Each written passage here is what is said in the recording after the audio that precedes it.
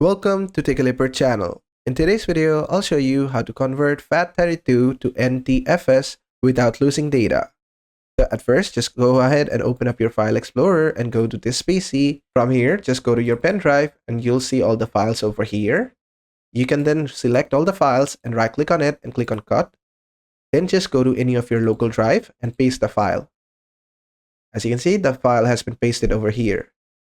Then just go one step back, right-click on the pen drive, and click on Format. And here, as file system, just select NTFS and click on Start.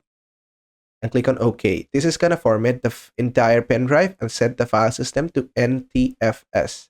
But it's also going to delete all the data in the thumb drive. So we already took backup, so we're going to close it. Go to our local drive, take the file again, just cut it, and then just go ahead and paste it over here. And as you can see, we have the file again. Now, if we just right-click on the pen drive and click on Properties, we're going to see the file system is NTFS. And then just close everything. And basically, that is how to convert FAT32 to NTFS without losing data.